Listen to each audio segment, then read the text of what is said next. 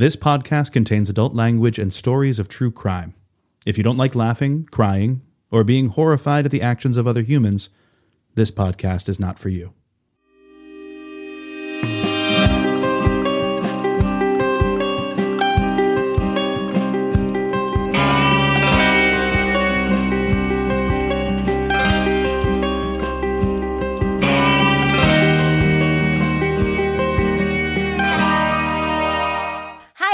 And welcome to Resolved Mysteries! Hi! Woo. This is the show where we rewatch, recap, and give you the latest updates to the cases featured on the show Unsolved Mysteries.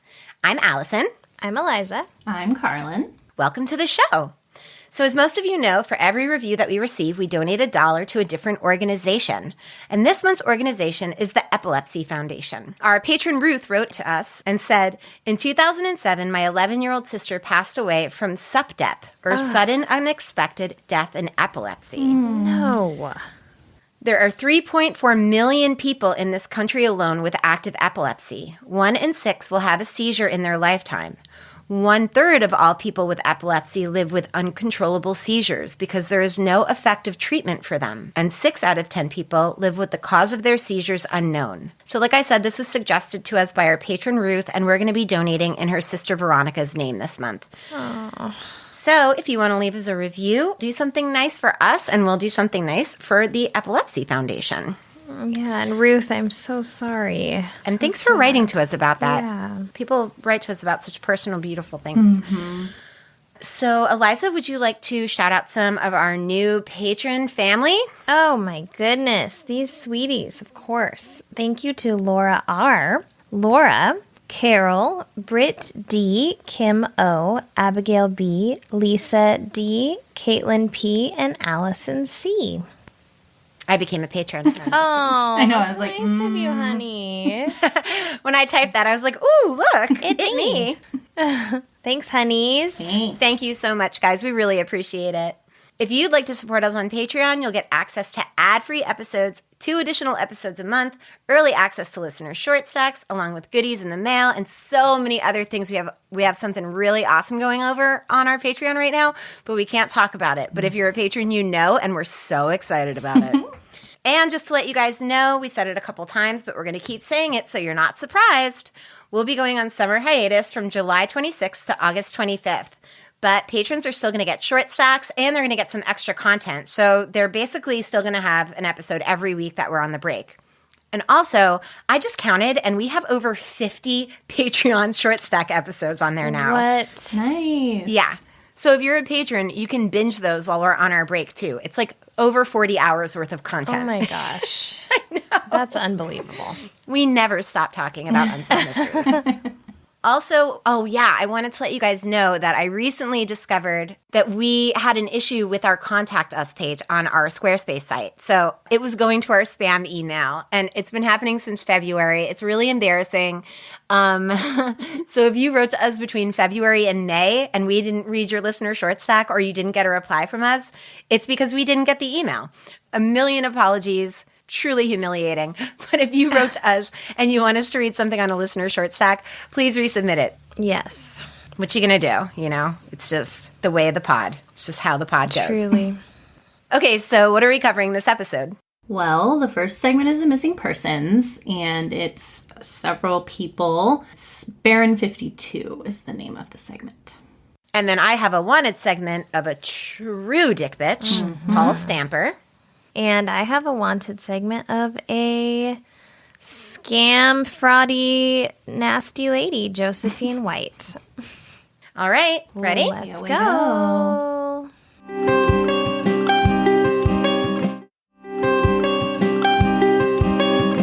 So this is the missing persons segment about Baron 52.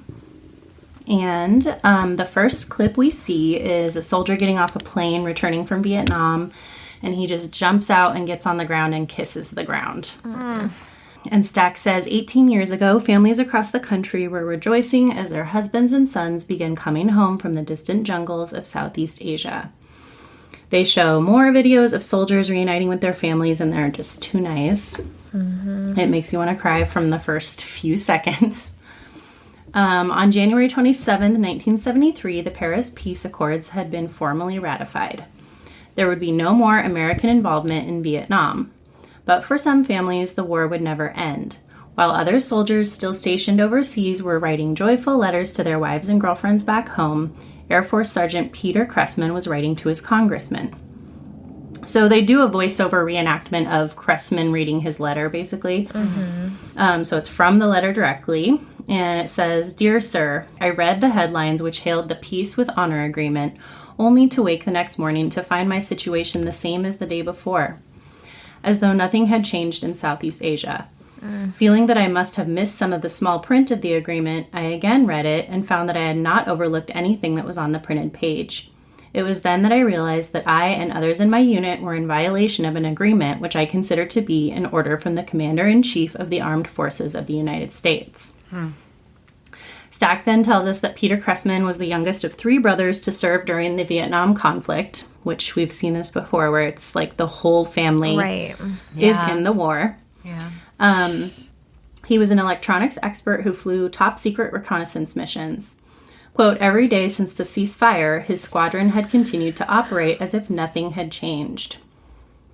So they continue the voiceover of Cressman's letter, and he says, "There I was informed of the consequences of refusing to carry out the orders which I consider to be illegal as well as amoral. These consequences instilled a fear which has caused me to abandon any thoughts of refusing to obey these illegal orders." So February 4th, 1973, 1 week after the ceasefire, Peter Cressman and 7 other men boarded an EC-47Q surveillance plane codenamed Baron 52. So on Baron 52 were the 361st Tactical Electronic Warfare Squadron, which were Captain George R. Spitz, the pilot, Second Lieutenant Severo J. Prim III, co-pilot, Captain Arthur R. Bollinger, navigator, First Lieutenant Robert E. Bernhardt, third pilot, and then the 6,994th Security Squadron was Sergeant Todd M. Melton, radio operator, Sergeant Joseph A.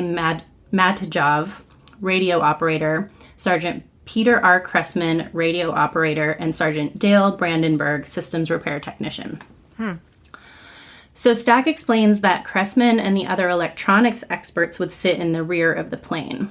The flight plan for Baron 52 had them proceed from Ubon Air Force Base in Thailand into Laos, quote, "a neutral country which borders Vietnam and Cambodia." There were a group of North Vietnamese tanks moving into Cambodia along the Ho Chi Minh Trail, and they were supposed to monitor them.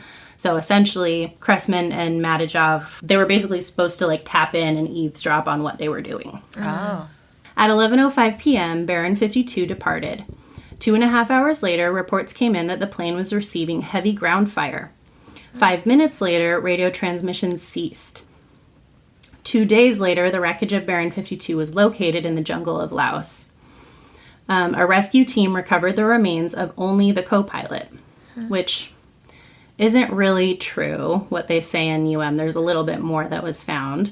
Missing in action were Peter Cressman and 6 other men, 3 officers and 3 electronics experts, including 21-year-old Joseph Matjov. Matjov's father died in 1984, but his mother remembers every detail. So Mary Matjov, Joe's mother, is interviewed quite a bit in the segment, and she says that an officer and a sergeant came to their home to tell them that Joe was missing in action. They told them that the plane had been shot down, but there was a possibility that some of the men had bailed out of the plane. She says this gave her a little bit of relief because Joe was missing and not killed, and she thought there was a chance she might see him again. 18 days later, February 23rd, 1973, they returned and informed them that none of the men had gotten out of the plane because they were not wearing parachutes, and the plane had gone down in a spin, so none of them could have possibly gotten out. So all the men were declared killed in action. They told the Matjovs that they did see remains in the plane and that the plane had been burned. Quote, "So we believed him," says Mary. Peter Cressman's mother, Evelyn Cressman, had also been told that her son's status had been changed from missing in action to killed in action. Evelyn says that if the government told her her son had been killed in action, she'd believe them because they wouldn't go around just telling families that this had happened unless they had positive proof. A few weeks later, the Air Force sent Cressman's personal belongings to his parents. They found the letter there he had written to his congressman but never sent. So they get this after they find out that he's killed in action and that this whole thing was like not a good mission. Yeah. Stack tells us that Peter's father passed away in 1989, but he and his sons had always questioned the status change from missing to killed. So finding the letter only served to heighten their suspicions. So we have an interview with Peter's brother Pat, who says that the military was declaring him dead, but there was no body. He says he knows bodies can burn up or disappear in combat, but in this case, there was just nothing. He also says that because of the classification of the missions, they didn't have anything to back up their position. Stack says that for about 5 years, the Cressmans wrote to various Air Force officials seeking specific details about their son's case. The Air Force reported consistently that because of the condition of the wreckage and the fact that there was no distress call, there would not have been enough time for the flight crew to bail out. The official Air Force reports stated that all of the crew of Baron 52 were killed in the crash. So I think commonly if you hear no communication at all, it's because people are not there anymore. Yeah. In June of 1978, the Cressmans received a surprising phone call from an attorney from the National Missing in Action Organization. He told the family that there was evidence indicating that at least 4 of the men of the aircraft survived, but were also captured by the North Vietnamese forces. The attorney said that an investigative journalist named Jack Anderson had written a report and claimed that U.S. intelligence intercepted a North Vietnamese communique shortly after Baron 52 crashed. In 1973, Terrell Minarson was an air defense analyst for the National Security Agency. His job was to decipher intercepted North Vietnamese messages. So we have Minarson interviewed, and he says that they saw a specific North Vietnamese communique requesting transportation for captured American bandit pilots. He explains that because of the ceasefire, they felt confident that the only Americans captured then would have been those from Baron 52. And we'll get into it, but not everything calls out the American part in that communication, which is part of why this gets confusing. Okay. So he explains that parachutes were missing from the plane, so there was a good chance that some of the men did survive because their parachutes were not there, and neither were they. I kind of thought they had found all the parachutes, and that's why they said, oh, they must have not bailed out. Yeah. Totally. But it is, how does a plane with 7 people go down and you only find 1 person? Yeah. Well, it wasn't just 1 person. Okay. So we'll talk about that, but agree with you that it's weird that it would be some people. Yeah. So he says that they probably parachuted out of the plane. Then he says they know that they were already taken into the hands of the Vietnamese and put in the prison system. He's saying this because of that communique they heard. Mary Madajov says, my husband, a dedicated military man, we were certainly dedicated to serving our country. But Mary says as soon as she told her husband about what she'd heard, he immediately said that they should go to the Pentagon and pull Joe's file out and study it themselves to see what really happened. I know. So they do. They go there and they have a reenactment of them. You know, they're given the file and they're given like a little time in this room. And Mary says there were copies of the radio intercepts. But as we all could have guessed, many of the lines and sometimes whole pages are just blacked out. Redacted. Yep. Mary says there wasn't much they could read, quote, but we saw enough evidence in his file to show that the government knew all along that these 4 men had been captured. So, and I wish they would tell us what they did see in there, because that would give us a lot more clarity about why they really grabbed onto this so much. Yeah. My husband didn't want to be bitter, but it was beginning to hurt him more and more. I would hear him at night when he thought I was asleep, and I could hear him sometimes cry, and he would mutter, Joe. No, it never got off his mind, and he was very much hurt by the whole issue. So Which I can sad. imagine when you are a military man your whole life, Yeah. and then you feel like You believe in the military system. literally stole your son. Yeah. Stack says the Defense Intelligence Agency does not deny the existence of a North Vietnamese communique. However, the DIA claims the nationality of the captured pilots was never specified. Consequently, they determined that the prisoners were not the crew members of the Baron 52. So they're saying yes, this communique happened. This is what it said, but they weren't talking about those soldiers. So in 1986, Jerry Mooney, a retired intelligence analyst, testified in front of Congress that Peter Kressman and Joseph Madajov were prisoners of war, but not in Southeast Asia. He claimed that they had been transported to the Soviet Union. Terrell Minarson agrees with this theory that the men could have been taken to the USSR. Quote, special types of prisoners with special knowledge, special experience, were being rounded up throughout the various prison war camps throughout North Vietnam and sent to Hanoi to be turned over to the Russians for exploitation. So, Weird. if they were useful to them, I guess. But you know what's weird about that is I just listened to the John McCain series on what's it called? That show that we love. Against All Odds. Yeah, Against All Odds. And he was in Hanoi for like 5 years and remembered when the Paris Accord was signed and the Hanoi, they let them go like very soon after. And he had lots that the Russians could have exploited him for. Like because of who his father was and... So it's like, why did they let them go? All these men who'd been in there for years and years and years, but then they capture these people after the Paris Accords are signed to exploit. It's just like, what? Yeah. No, it really doesn't add up, in my opinion, for that to have happened, for them to go to Moscow or whatever. So from that point, they were flown from Hanoi across northern Laos and northern Burma to India for refueling and up to Moscow. Minarson says they had information stating they had been flown out to the Sokol area. Stack tells us there is no concrete evidence that the POWs were transferred to Russia during the Vietnam conflict, but he says that the Russians have recently pledged to look through their penal system in the unlikely event that any Americans were ever brought to their country. And I found no other mention of that at all in my research, so I do not believe that went anywhere. Stack tells us that the question that haunts the families of the missing soldiers is, if the government had knowledge that their sons had been captured, why had their status been changed to killed in action? Stack says that according to Mrs. Madajov, the answer could be found at the Paris peace talks. Mary says her husband made arrangements to talk to Dr. Roger Shields, the Assistant Secretary of Defense at the Paris peace talks. Shields told him that he was ordered to cross off the names of the men from the EC-47Q from a government list of known live captured Americans and to write killed in action over them. Oh, that's bananas, if that's true. Mary says, quote, this plane was flying after the peace treaty was signed, therefore it was breaking the peace treaty. It was a covert operation. They were flying over Laos, and at that time we said we were not in war with Laos, but we were having a secret war, and there was secret bombing going on. But we couldn't admit to that, so the only thing they could do was just wipe these men out as if they never existed, and that's what they did. So he was actually killed on paper at the Paris peace talks. Oh, that's terrible.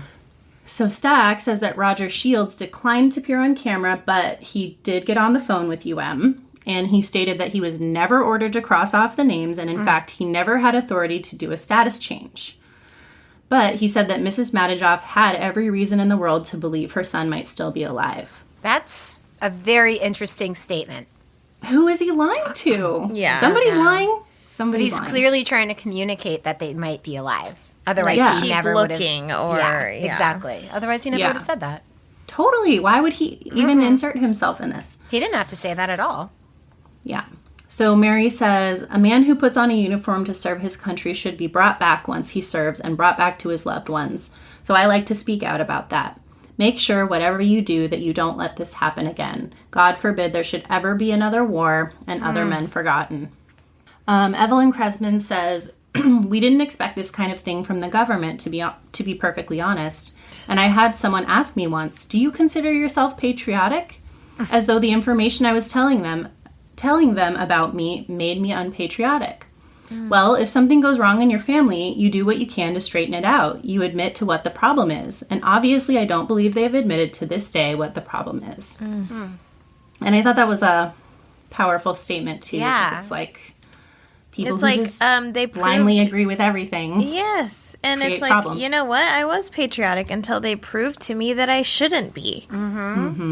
And she was trying to say, I still am, but something is wrong here. It's okay for me to call out that something is wrong here. Exactly. It doesn't mean I hate my country because I want the problems of the country to be fixed. Yeah. Totally. Or because you think that they're lying to you. Yeah. So Stack says for nearly 20 years, both the Air Force and the Defense Department have stood by the classifications of Peter Cressman and Joseph Madajov as killed in action. However, there was one odd footnote to this story. At the Vietnam War Memorial in Washington, D.C., 7 of the 8 crewmen who were lost on Baron 52, including Cressman and Madajov, were inexplicably listed as missing in action. Which to me, I was like, if that's how they were originally documented, I don't think that's that crazy. I mean, it's very unfortunate, but... And we've seen previously in other segments that we've covered. This really reminds me of the Mark Dennis segment that I covered last season. But they weren't the best at paperwork. No. You know, there was a lot of stuff going on. There were so many casualties. There were so many. Yeah. And there were so many people that were assumed to be dead and people that were prisoners of war and then people that were actually dead and identified, and boxes are going to get checked incorrectly. There was so much volume of chaos to weed through that you're going to miss some stuff along the way, you know. Totally. And I think that is like the original issue with this whole thing, that we weren't there in that forest in Laos. Like, no, nobody was but them. Yeah. Nobody was but them. So how can we know? Yeah. So this case is very beefy. For many reasons, for me, this type of case is hard to report on because there's just so much detail that's kind of hard to absorb. And there's a lot of he said this, they said this, this info contradicts this info type of stuff. So I'm really like boiling it down to the like major key points of the timeline because it's just a lot. So just to fill in a little bit about the original recovery efforts that UM didn't put in, like I said, I have an excerpt from Wikipedia because it summarizes it well, and I did find all this info elsewhere, but it was just already written out here. So the location of the wreckage was first discovered by U.S. Air Force Search and Rescue on 7th of February, 1973. The plane was determined to have crashed inverted, coming to rest upside down in the jungle, and both wings had been sheared off. Whoa. So, which is why it, like, spun. A team consisting of 3 pararescuemen and an intelligence expert were on the ground for approximately an hour and found 3 bodies in the charred wreckage. Those of Spitz, Prim, and Bollinger in the cockpit, still strapped in their seats. Oh, wow. So those ones were always, from the beginning, killed in action. Like, those ones never changed. I don't know why UM said one. Yeah. Yeah, they said just the co-pilot. Very weird. I don't get why, because everywhere else says these 3 men. Outside the wreckage, they found Lieutenant Bernhardt's body. In the rear of the plane, they observed that the jump door had been removed. So it wasn't just open, it was gone. Okay. The crew's safety belts were unbuckled. So again, it's not like they just combusted or something like that. The belts were open, which is another like huge point of this. And all of the top secret sensitive equipment was missing, as were the rear crew's parachutes. So it appears like maybe they left. I wonder, is that part of protocol? If you do jump, you take the information that you can with you?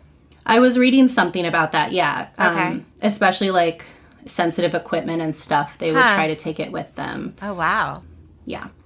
On the 9th of February, 1973, Bernhardt's remains were recovered. So it was 2 days in between the 4th body being found and positively identified 4 days later. On 22nd February, the other 7 men were declared killed in action despite no confirmation of the fates of the 4 members of the collection crew.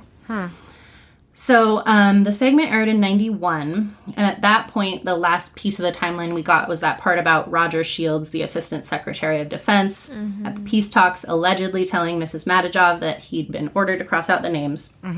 As we know, Mr. Madajov passed away in the 80s, so he wasn't alive when UM aired, but Mrs. Madajov was on it, and she continued the search and the fight for the son that she felt was missing in action. And Joe Madajov's 9 siblings also joined in the effort. Gosh. Yeah. Some of them were military as well. I'm really surprised there was not an update included in this segment because lots of stuff happened within like a few years of this airing. So I don't know why they sometimes just don't circle back on stuff. Yeah. Well, that's what we're for. Yeah, that's what we're here for. So the segment aired in 91. In 1993, the crash site was reinvestigated by a joint U.S. Laotian field excavation team, and the partial remains of 7 men were discovered. Ooh. Oh. It took a couple years to complete their investigation, so the info comes out a little bit later. So there was a Washington Post article from 1995 written by Thomas W. Lippman titled, "Mystery of the Last Flight of Baron 52 Solved." So the article discusses that for many years, family members of the crew and MIA activists have believed that the 4 men of Baron 52 were captured and taken to Moscow. The article states that, quote, "The remains of the 7 men killed when the reconnaissance aircraft was shot down over Laos in 1973 have been identified and will be interred in a group burial on January 8th," the Pentagon said. They state that if all 7 members of the crew died, then 4 could not have been taken captive. The article discusses that the belief that the crew members were captured was based mostly on the testimony from Air Force Intelligence Sergeant Jerry Mooney and his statement about the radio communication about the captured Americans. Mm-hmm. The Pentagon always insisted no one could have survived the crash and that the intercepted communication was not about Baron 52. But the lack of remains or any proof of death was always the sticking point for the families. The Pentagon always said there was just no proof in the communication that specifically linked Baron 52. In 1993, Mark Sauter and Jim Sanders authored a book called The Men We Left Behind about the alleged POW MIA cover-up.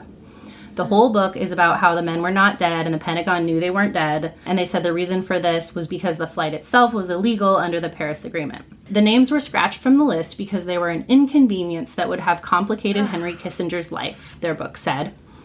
Kissinger, then Secretary of State, had negotiated the Paris Agreements and was responsible for fulfilling President Richard Nixon's promise that all U.S. prisoners would be coming home. But the part that's weird to me is that nobody ever denies this mission was happening. Everybody talks about it. Everybody knows it was nobody's like... So why cover up the men if everyone knows the plane was in there? Yeah. That part just doesn't make any sense, and I don't get why that's not brought up more. Well, and couldn't they make... So is it believed for sure that they were shot down? Yes, because a plane was found with those 3 bodies inside and 1 body outside. But I mean, not from just a crash. They believe the North Vietnamese shot them down. Yes. Because you'd think if they were really like, oh, we weren't in agreement, weren't also the North Vietnamese not in agreement for not listening to the ceasefire and shooting the plane down? Or were they allowed to do that? I don't know. That part I don't know and I don't understand either. Yeah. And is part of the belief that they were covering it up too because they were mad at him for writing that letter to his congressman? But he never sent it. He didn't send it, so I don't think they even knew about it. Yeah, that's true. Yeah. So this excavation team finds remains in 1993. They find a dog tag with Matijov's name on it laying in plain sight, which was pointed out was 20 years later, which is weird. Yeah. They find a lot of bone fragments. This number ranges from 23 to 31. I don't know how many it really was. And they also found a part of a tooth. They also found zippers, fasteners, pieces of flight gear, and side arms. So a lot of people thought those zippers and fasteners were parts of parachutes. Mm-hmm. It takes 2 years of work at the Army's forensic lab in Hawaii, but they ultimately determined to have found the remains of Sergeant Dale Brandenburg of Capitol Heights, Peter R. Cressman of Glen Ridge, New Jersey, Joseph A. Matijov of East Meadow, New York, and Todd M. Melton of Milwaukee, First Lieutenant Severo J. Prim III of New Orleans, Captain George R. Spitz of Asheville, North Carolina, and Captain Arthur Bollinger of Greenville, Illinois. Apparently, Ellis R. Curley, who was a forensic anthropologist who was involved in a lot of high-profile investigations, like specifically for the purpose of identifying human remains. Mm-hmm. He worked on the cases for the Challenger Space Shuttle, the Jonestown Massacre, and JFK, just to name a few. Oh, wow. Gosh. So he was, big time. Wow. So Curley had made a statement that the bone fragments, quote, cannot be proven conclusively to be human. But then Curley was replaced by an Army colonel who was actually just a dentist with limited forensic experience. Oh, so boy. I know. I don't know why. I don't know what that's about. So one thing I read said that the families requested DNA testing and the government denied the request. Another thing I read said that the families didn't want DNA testing done, but that seems highly unlikely. No. Why not? It would Yeah. just Why? give you an answer. If they're searching Yeah. for answers, that's the best way to get one. Yeah. Yes. Stars and Stripes is a U.S. military independent newspaper, and they stated that the remains could not be tested. So, I don't know. Who knows? Maybe they were too degraded or the technology wasn't good enough. I have no clue. In 1996, the bone fragments were interred at Arlington National Cemetery in a group burial. All of the families of the crew attended the service, but the families of the 4 men believed to be captured still stated they did not believe the fragments were those of their family members and said they were only there to pay respects to the men who were positively identified in the plane. So I don't know if the families didn't believe it because the DNA testing wasn't done or if they had other specific reasons to believe that it was not a positive identification. But either way, they did not believe the reports. And for Cressman specifically, the issue was that the tooth fragment, which they said was his, was based on dental x-rays.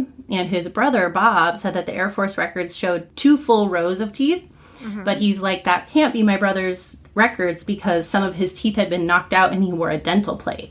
Oh. So he really hung on to that and was like, it's not a positive ID. Yeah. In 2007, the family received what they considered a lengthy runaround regarding a Baron 52 review from the DPAA's predecessor agencies, the Defense POW/Missing Personnel Office, and the Joint POW-MIA Accounting Command. But the years of persistence finally won them an opportunity to present their case directly to Michael Linnington, the DPAA director, and Brigadier General Mark Spindler, the deputy director. The Madajovs went prepared with a presentation of witnesses, experts, and declassified military documents put together with about a decade's worth of pro bono work by a sympathetic Washington law firm. Oh my gosh. I mean, this family spent all of their time for years doing this. The DPAA leaders listened for 2 hours and agreed to send a recommendation on the change of status to the Air Force by mid-April.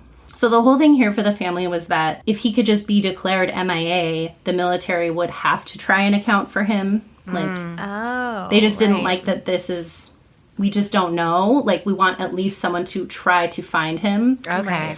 So, and they would also at that point have to admit that they made a mistake when they first declared him KIA, killed in action. Yeah. Quote, I honestly don't believe he is alive, but he didn't die in the crash, his sister Teresa Fries, 56, said. We just want the truth. We want the case to remain open and be looking for him, because we don't believe he came home. So over the years, the Madajov and Cressman families doggedly wrote letters, asked for meetings, and spoke out about their soldiers' cases. In 2010, Mary Madajov passed away, but the 9 siblings continued the fight for Joe. Wow. Interestingly, one of Joe's sisters lived in Oregon, at least for a time. So I found an Oregonian article from 2014 written by Mike Francis about families of those missing in war and a briefing from the military about the efforts to find them. It said that 200 people had met at the embassy suites in downtown Portland for a regional briefing. Quote, the families were gathered for a regional briefing by members of the Defense Department's Prisoner of War Missing Personnel Office, the agency charged with locating, identifying, and recovering remains or evidence about military members whose fates were unknown. Agency officials periodically invite family members of the missing to attend briefings to hear or offer information about their cases, which I didn't know was a thing. No. And it said, Saturday's briefing reached events as far back as 72 years when America entered World War II. Whoa. In a room of heartbreaking stories, Mary Salzinger of Portland brought a demand. Turn over the untranslated text of intercepted radio messages that describe the capture of 4 Americans, one of whom may have been her brother, Air Force Senior Airman Joseph Madajov. She delivered a written request under the Freedom of Information Act to a staffer Saturday. Quote, I believe he's still alive, said John Madajov, Joseph's 1-year younger brother who lives in Wyoming. Only because my government hasn't shown me that he's not. Roger Shields, the guy we mentioned earlier, the Deputy Assistant Secretary of Defense for POW missing personnel at the time Madajov's plane was downed, said Saturday from his home in New Jersey that he thought the Air Force acted precipitously to declare Madajov and the other 3 missing crew members to be dead. Shields said the intercepted messages, which occurred soon after the plane crash and described a scene no farther than 40 miles away, were very, very unusual. Quote, "One thing I feel strongly about is that if I had been in the Air Force and I was assigned to this case," he said, "I would have gone with MIA status." So he, decades later, is still like, this isn't right. Yeah. John Madajov has enlisted the help of Wyoming's congressmen and 2 senators to demand answers from the Pentagon. He and his siblings have hired lawyers and investigators. He wrote a letter to President Obama on Veterans Day last year, so this is again 2014, last year after watching him lay a wreath on the tomb of the unknowns. He, his sister, and other members of the family are waiting for answers to a multitude of questions. Why was the government in such a hurry to declare all 8 airmen were killed in action? Why do internal military reports contain contradictions about the plane's impact? Why were the radio intercepts never fully described to the families? Why did the military refuse to conduct DNA tests on some recovered bone fragments that may not have been human? The case is controversial, acknowledges Portland Salzinger, who is 6 years younger than her missing brother, but she says it's time for the government to be as forthcoming as it can about the case of Baron 52, as her brother's aircraft was known.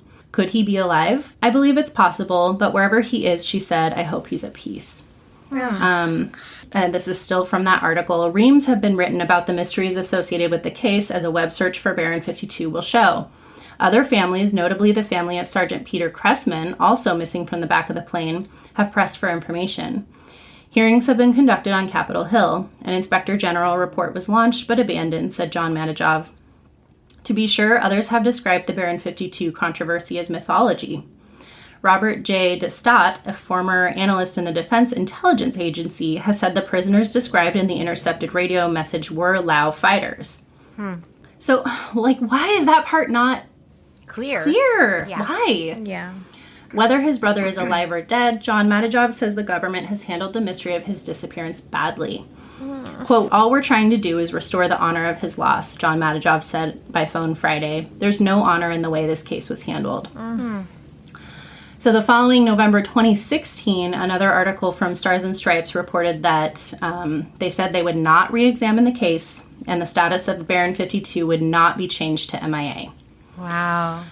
Quote, "The present members of the accounting agency and those staff at the Secretary of Air Force who have, as of yesterday, decided not to reopen the Baron 52 case should be ashamed of themselves in rendering this decision," John Madajov said.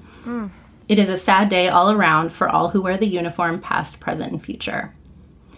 Madajov said he will now write to President Barack Obama and request the president make an executive action to change his brother's status from missing in action. "In my view, this is nothing more than a silly chess game between the Defense Department and POW MAI families," Madajov wrote. "Through much dogged pursuit, our family at least got a chance to present, but to no avail."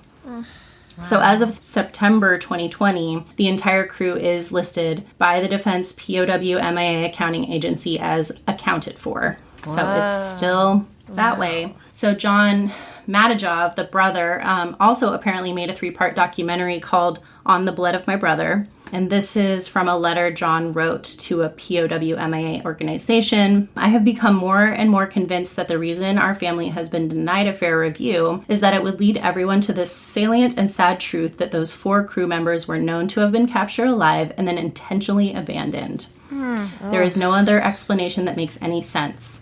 Joe's KIA status stands as a gross injustice to the honor of his service to this country." And then I found another letter he had written to Trump in 2019, also asking him to intervene. And of course, the response from Trump was "We've passed this on to the proper department," and, Yeah. So with their identification, the list of servicemen still officially missing from the war stands at 2,162. Wow. The vast majority are known to have died, and real doubt remains in only about a handful of cases.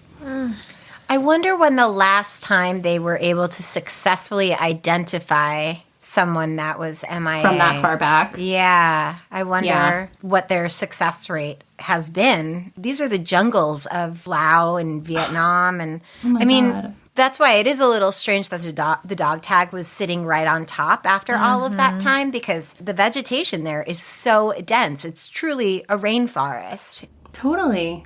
I know. So, it seems like under what circumstances would these people ever be found if they are out there? I know. And I think, the sister had said, we don't really think he's alive, probably. No, of course not. But we just want... We want to know. Yeah.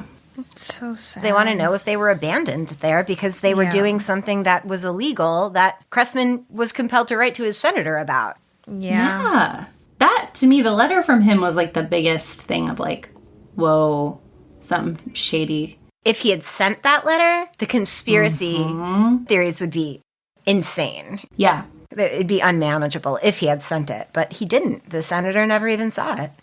Yeah. Was he saying we are not in agreement with the peace talks because you're sending us on this mission, or because we're still here, or what was he he was saying? saying basically like, if you're still sending us on this mission, then you're not in agreement with the talks. Then you're in violation, international violation of a treaty, which is like, why are we still doing this? Why is everybody going home and we're still doing this? Yeah. That is so sad, and it's so sad for the families of everyone who was never found, of like, oh my god, it's finally over, they're coming home, watching all these other people come home, and then just not only does your family member not come home, but you don't know what happened to them.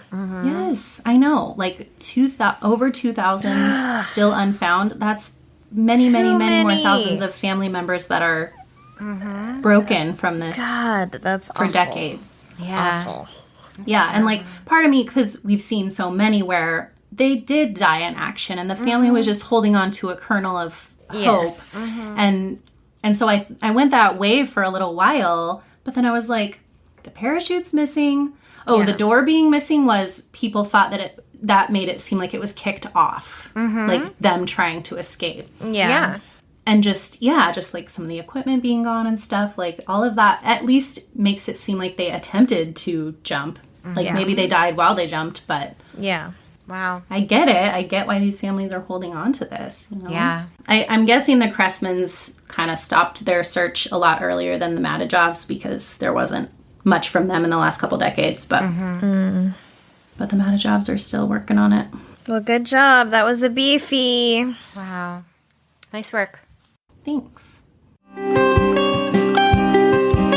True story, I hate my hair.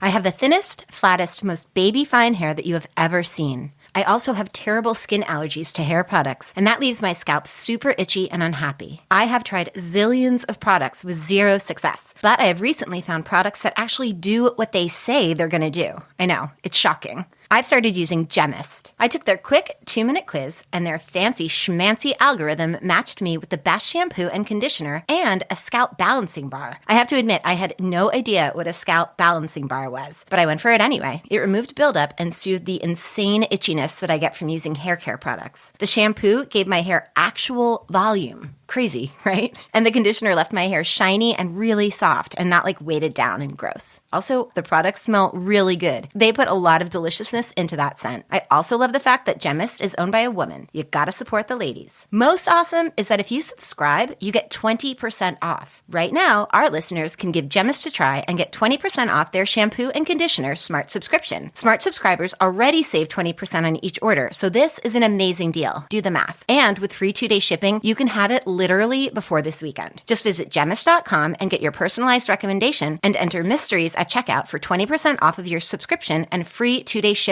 That's Gemist.com, Gemmist.com, and enter code MYSTERIES, MYSTERIES, at checkout to get the best hair of your life. Okay, so this is a wanted segment, and it is the story of Paul and Teresa Stamper.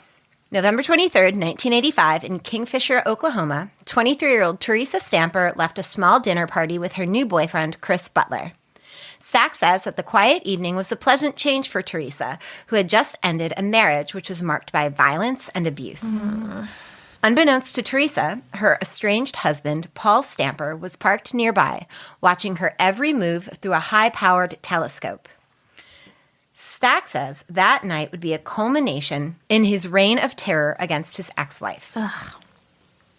For 6 months, Paul Stamper stalked Teresa Stamper day and night, waiting for just the right moment to unleash his vengeance.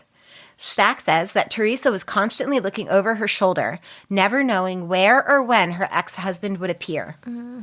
Stack says that Paul Stamper had changed, and he was no longer the man that Teresa had fallen in love with 5 years earlier. Don't you always wonder how these guys get these girls in the first place? Like, how? Yeah. Well, that comes up a little bit later. But yeah, it is someone like Paul Stamper, those type of people, because women are capable of doing that kind of stuff too. Right. They're so manipulative and they're so incredible at what they do that these weaselly, unattractive men of small stature can wield tremendous physical and emotional power over women who would generally be completely out of their league, or partners that would be completely out of their league. And I'll get into it a little bit later, but Teresa Stamper came from a low-income background with domestic abuse in her family. And there are just people that are perfect targets for people like Paul Stamper. That's often what it is, I think. Yeah. Stack says that the booming oil business of the 1980s had lured Paul Stamper to Kingfisher County, Oklahoma. Stamper set up a lucrative oil equipment operation and hired 20-year-old Teresa as his secretary. And then Teresa is interviewed, and I have to say that after years of Unsolved Mysteries segments, I was astonished that she wasn't dead. I was assuming that Paul Stamper murdered her. Same. Because that's usually how these things go, but it was a nice relief to see that Teresa had survived. Yeah, I even went back and rewound because I didn't see the title card when she first started talking. I was like, "Is this her? I can't believe that." Yes, I know. Isn't that sad? Yeah. We're just conditioned to assume that the husband murdered the wife. Oh, yeah. And in this instance, he would have. Yes. So it's amazing that she's still alive. Yep. Teresa Stamper says that Paul impressed her. He took her places and they flew a lot of places, and that was different for her. She says that Paul bought her an 82 red Corvette for her birthday and that he liked to spend money and buy nice things. She said that he was a lot of fun and he asked her to marry him, and she said yes because he was nice to her and he was good to her.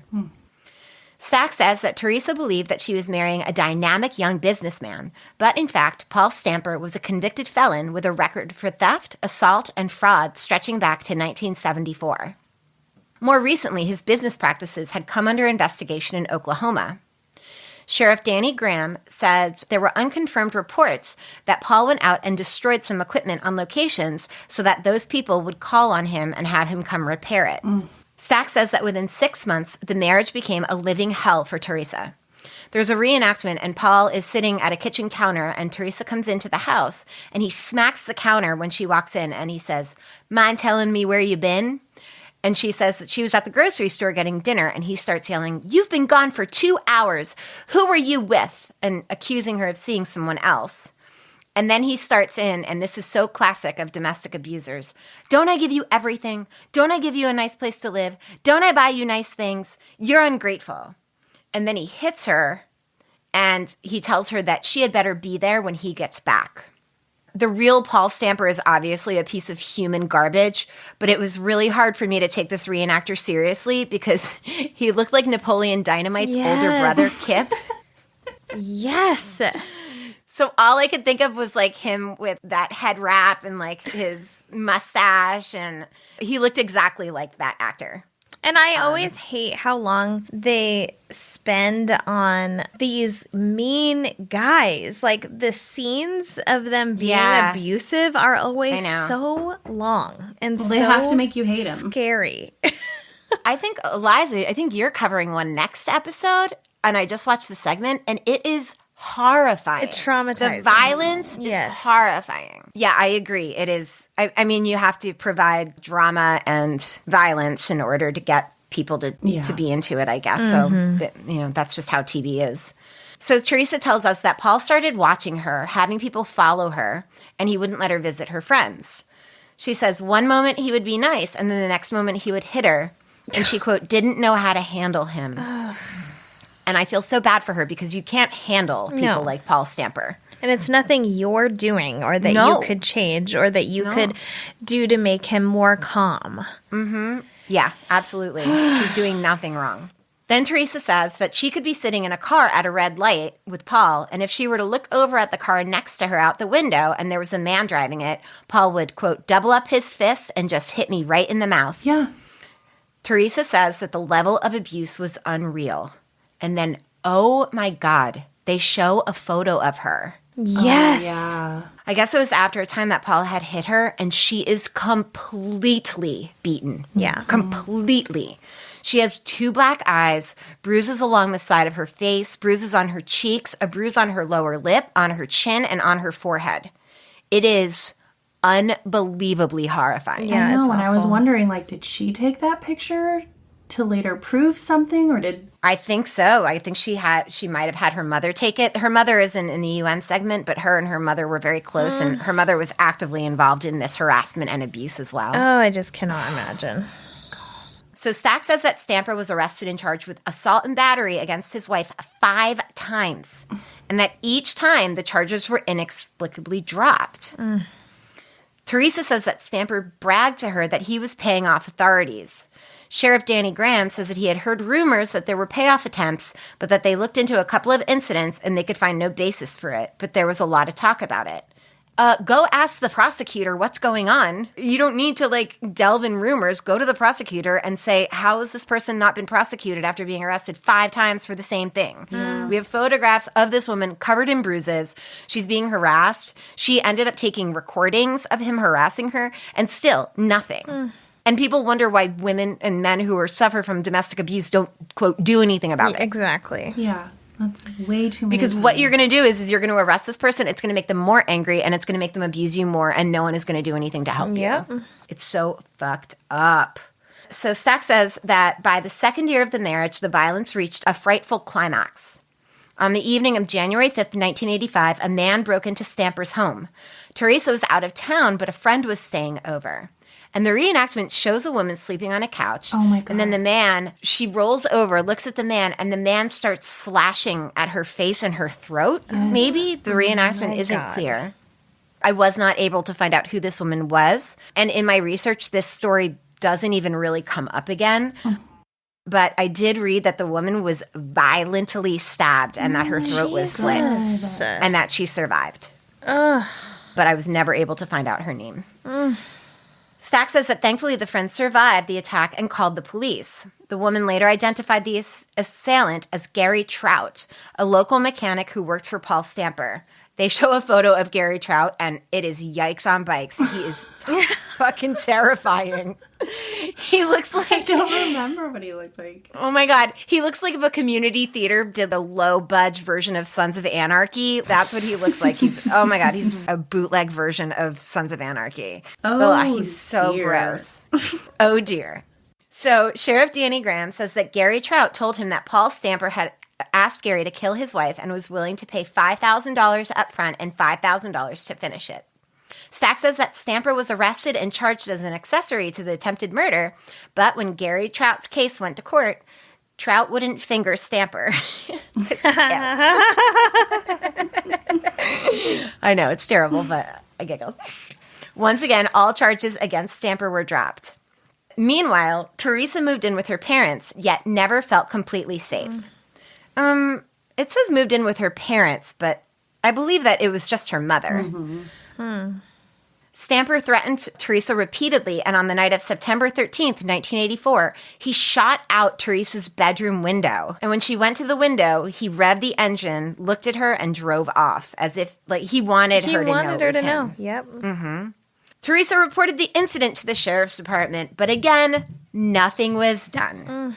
What the actual What the is happening here? I don't know. I should have looked up who the prosecutor was at the This time, because woman I have could some have been questions killed for that person. several times. Yeah. Yeah. And they couldn't possibly show that they care less. Yes. Yes. I don't know how to say that correctly, but like you've had so many opportunities to try. Yes. Yes. To like pretend to muster a fuck. Yes, just pretend. Yes.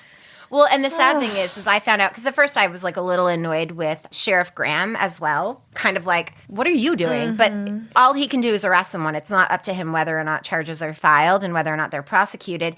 And I did find out that he and Teresa Stamper ended up developing a pretty close relationship. And he stuck by her through a lot of this and did what he could to help her. So Teresa was separated from Stamper for more than a year, and despite the continued harassment from Stamper, she tried to put her life back together. Then came the night of November 23rd, 1985. That evening, Teresa and her boyfriend, Chris Butler, had left the dinner party at around 11:30 p.m. Teresa says that they were driving down the highway and they saw police lights behind them, which is my biggest fear. Oh my God, totally. Oh my God. It always makes me think of the Hillside Stranglers when someone does that, when someone pretends to be a police officer in a police car. Horrifying. And the fact that you can buy those lights online anywhere. It's not okay. I know. It's not okay. So fucked up. I know. So we know that the patrolman is obviously Paul, but they didn't know that. Ugh. So Butler pulls over, and in the reenactment, Paul gets up to the driver's side window, sticks a gun in Chris's face, and tells Teresa to get out of the car. Chris tells Paul to stop, and they struggle over the gun. Chris grabs the gun through the driver's side window, and after struggling over it for a second, Paul gets control of the gun and shoots Chris. Then he runs around to Teresa's side of the car and threatens to shoot her if she doesn't open her door. So she opens it, and he grabs her around her neck and drags her out of the car. Teresa says that at that point, Chris had come to and was yelling to Teresa not to leave him on the side of the road, which is gut-wrenching. And she says that there was nothing that she could do. Well, and in the reenactment, he's like, get out, and she's trying to help him. Well, and she's saying, you just shot him. Like, you just murdered somebody. What are you doing? God, that's awful, awful, awful. So horrible. And then, so as far as Teresa knew, throughout this ordeal that she's about to enter into, she thought that Chris was dead. Yeah. So she thought that her ex-husband had murdered her boyfriend in front of her. So Stack says that sheriff's deputies were summoned by passing motorists, and when they arrived, Chris Butler was in critical condition. The bullet had punctured his heart, pancreas, spleen, and lung. Oh my God. But miraculously, he survived. Seriously amazing. How? Amazing. I guess he shot him downward, and he was sitting, so it just flew through all of these organs. God. Paul Stamper held a gun to Teresa and headed north. 2 days later, they stopped at a restaurant just outside of Topeka, Kansas. At the restaurant, Teresa tells Paul that she has to go to the bathroom. Teresa says that she walked toward the restroom and she was looking backwards to see if Paul was following her. He wasn't, so she ran to the manager's office and got him to call the police. In the reenactment, the manager is on the phone and he says, quote, "Hey, can you come by here? I got a crazy lady here." Which is hated that. I really hope that was ad-libbing and not real, because what the fuck? I'm assuming it's based on some truth since Teresa was able to give a firsthand account of the situation. And there's no reason for him to say that. No. Oh, can you believe this crazy lady who's been emotionally, physically, and psychologically abused for the last 3 years? Watched her boyfriend get shot by this guy, and now she's kidnapped, and she's behaving a little crazy. Can you just come and get her? Part. I was so mad. Oh my God. So annoying. Please believe women. Just believe them. By the time police arrived, Paul Stamper had vanished. 5 hours later, police caught up with Paul as he boarded a bus in Salina, Kansas. He was returned to Kingfisher County and held in the county jail to await trial. Stack says that 6 months later, at 3:30 in the morning, a man who had been offered $10,000 by Stamper broke into the Kingfisher County jail. He put a gun to the guard, and he forced her to unlock the cell door. Then Stamper comes out, and they put the guard in. It is like a cartoon. It's like Andy Griffith's show. Yeah. It's like, oh my God. Well, and I was concerned they just locked this female prison guard in a room with a bunch of other inmates. Yeah, Me that's too. Horrifying. Yep. But don't worry, I have information about that because I made a point to look up what happened to this female prison guard, and I hoped that nothing bad had happened to her. Me too. Also, how does he have all these contacts? He had this contact that could break into this jail for $10,000. He hired someone to kill. Well, I don't want to generalize, but working on an oil field in the 1980s, it was a lot of transient sort of people who went from location to location. You didn't have to have a clean record. You didn't have to pass a drug test to work in these places. Yeah. So it attracted a certain type of person. Oh, God. And in this case, Paul met the man who broke him out in the prison that they were housed in. So, he's just dealing. I mean, he had a record. He's just always kind of been dealing with like not desirable section of the population. Mm-hmm. And it did come to light later that, and I'll get to this, but he was stealing equipment from oil fields at night. So he just generally ran with a shitty crowd. Yeah. Wow. So they put the guard in, and as of this airing, Paul Stamper escaped and had not been seen since. Sheriff Danny Graham says that he considers Paul Stamper extremely dangerous. Yes. It's like, you think? And all his friends. And anyone he might and everyone hang out he with. knows. Yeah. All of his buds. Graham says that Stamper knows he's going to get life in prison once he's caught, and a desperate person will do desperate things. Yeah. Teresa says that Paul is out there somewhere watching her. She hopes he doesn't know where she lives now, but she says she doesn't think it's right that he's out there and maybe doing it to somebody else. Ugh. I know. I was like, she's brave to even be on the show, honestly. Yeah. Yes. Stack tells us, so then there's an update. And Stack tells us that minutes after the story aired, the FBI received information from several viewers that Paul Stamper was living in Commerce City, a suburb of Denver, Colorado.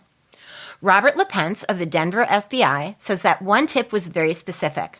The person knew the name of his alias, which was Gary Wickel, and the tip had Stamper's location, his address, his employment, and that he was driving a semi-truck. The FBI moved on the tip, and within the hour, Stamper was arrested. Stack says just 3 hours after the broadcast, Paul Stamper was arrested as he left his home. Stamper had been living in the Denver area under the alias Gary Wickel for approximately 4 years. Robert LaPence says that this is I love this. Robert LaPence said that this was one of their more efficient, cost-effective, speedy apprehensions that they've ever made. He is, like, so thrilled about it. So happy for you. He's like, we crushed that, you guys. We crushed Barely it. had to do anything. He basically walked into us. Paul Stamper was extradited back to Oklahoma, where he pled guilty to kidnapping, attempted murder, and prison escape. Stamper was sentenced to 35 years in prison and was released after only serving 10. Oh, my God. So, strangely, there is very little about this case. I searched for articles and only found a few, and it was really only about Stamper's capture. Lucky for me, there was a pretty good, for the time, Lifetime movie made. Really? Called Escape from Terror, The Teresa Stamper Story. Oh, wow. It actually was produced by Cosgrove Mirror. So I think the official title was From Unsolved Mystery Files, Escape from Terror, The Teresa Stamper Story. Okay. The movie starred Adam Stork, who I knew him. He played Larry Underwood in the Stand miniseries from 1994. Brad Dourif, who played Doc Cochran in one of my favorite TV shows of all time, Deadwood. And Cindy Williams, who was in Laverne and Shirley. Oh, my God. Love. And then the woman who played Teresa Stamper, her name is Maria Patillo. I have no idea who she is. I didn't recognize her. She's just like your average, pretty, blonde, white lady actress. She like looks like a lot of women actresses from the 90s that were in Lifetime movies, but she doesn't really have a lot of other like credits. Yeah, I recognize her, but I don't really know Do you? what from.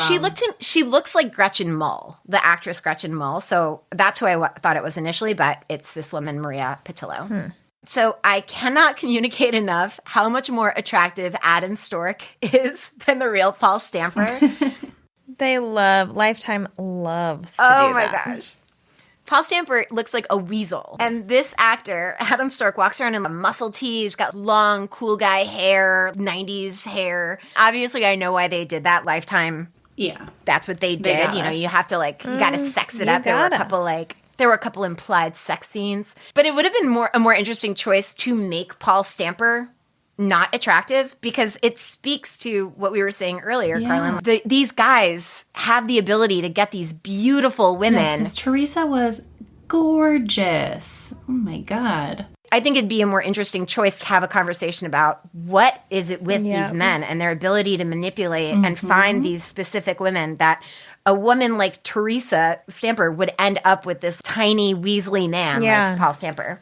But you know, you need a hottie in those Lifetime movies. You gotta get the juices flowing for the housewives at home. You gotta. The juice is flowing. For the housewives at home, honey. For the housewives at home, honey. Come on. So at first I wasn't gonna watch the film because why would I? But then I read that I'm not a Lifetime movie girl. Like, it's just never been my thing. I was going to say that I was surprised you watched it. Yeah, I know that there are some women out there that love a Lifetime movie, and I have seen many a Lifetime movie, but it's not my shtick. Yeah. It's not my guilty pleasure. Yeah, no. But then there wasn't any information out there. I was going through newspaper articles. I just couldn't find anything that involved what happened at the time. Because I guess, spoiler alert, women are harassed by their ex-husbands all the time. It is not newsworthy. I also looked into it, and from what I could tell, the facts of the story in the movie are very close to what actually happened, and it gave a lot more information. So I watched it, and I watched it at double speed. Yes, so Of course smart. you did. I want to shout out my amazing partner, Jamie, who gave me a video plugin to watch videos at 2.5 times the speed, and it is going to be a life changer. Actually, I need that too. But if anyone would, it is Jamie. Oh, of course. King of double speed. Thanks, babe. Shout out. You're the best. Wait, so this plugin then I need works the on hookup. what video platforms? Yes. Everything? It works on YouTube. It works on Amazon. It works on everything. Okay. Which is Especially a for dream. this job that we do. Oh my gosh. Yes. Yes. Some parts are so slow. Oh my so gosh. slow. Yeah, so it's going to be a life changer, and I'll send it to you. Great. All right, so here's some more information. I'm just going to kind of go through the story a little bit, but add some more stuff throughout. So Paul and Teresa met in Hennessy, Oklahoma in 1982. She applied to be his secretary, and she had no work experience. She had previously worked in a gas station. But like we said, the real... You don't need any work experience when you're hot. Exactly. So like we said, the real Teresa Stamper is gorgeous. Yeah. So I think Paul went with her not having experience so that he could hang with a really hot girl all day. Well, and then it also is just like that immediate power dynamic that they have. Yes. That's Absolutely. true. Yeah. And then Absolutely. he's buying her stuff and she feels indebted to him. And, Oh, it's textbook. It's textbook. yeah. Yeah, like you're not going to break up with someone who bought you a fucking Corvette or whatever car. he bought. Yeah. And she came from poverty, so, you know, she always felt not good enough. She always wanted really nice things and didn't feel like she deserved them. Yeah. And initially, Paul was this hero for her. Right. He built Teresa up. He would tell her that she was just as good as the rich people in the town. And he had come from poverty and he had made something of himself and she could too. There wasn't anything that she couldn't do. She admired him. After he hired her, of course, you know, it's an oil rig, an oil field. There were all these dudes that were hitting on her, and Stamper would call them out and tell them to leave her alone. And so he was like a hero, and he would take her places on a whim. He was super spontaneous, and she had never left that town. She just was born and raised in this town. She's 20 years old. I mean, he probably seemed like magic. Yeah, totally. And Paul did get her a Corvette for her birthday, but he also attached an engagement ring to the keychain that he put in the ignition. Oh, God. Why would they not put that in UM? Yeah. And listen to this. So he tells her to go outside. There's the ring on the keychain. And then he pulls up, proposes to her. She says yes. And he says, go pack your bag because we're flying to Vegas to get married tonight. Yeah. Oh, my God. Just that. It's like that love bombing, like Yes. that, the Yep. chaos Yes. of love where you're not even given a minute to No. think. Yes. You're not given a minute. I'd still be processing you bought me a car and then, like, this other stuff. And that's what it is. It's like a blitzkrieg of quote unquote love. Yeah. That is so overwhelming and it's so toxic. Oh, God. So they were married in February 1983. They met in 1982. So at the most, they only dated for a year, but I think they dated Yeah, for more like less. 6 months. Yeah. Yeah. God. So they go to Vegas. I think they're only there for a few days. And the day they get home from Vegas, the next morning, Teresa shows up to work. And Paul had fired her and hired someone else without telling her. So she tells him that she wants to work. He says, oh, you don't have to work now. You're a married woman. Oh, my God. I'll take care of you. And she said, well, you should have talked to me about it. And as they're arguing about it, he hits her in the face. Yeah. So he's just immediately taking all the control. When they said that the abuse happened quickly, they were not kidding. It was truly about 72 hours after they were married. Yeah. Oh, and he my took away God. her independence, too, because she Yeah. had Oh, a my job gosh. And, yeah. Exactly. And her being able to communicate with other people at Anybody. work. And, yep. totally isolates her, Horrible. as they do. Oh, dude, bitch. So after he hits her, Teresa went to her mother's and stayed at her mother's.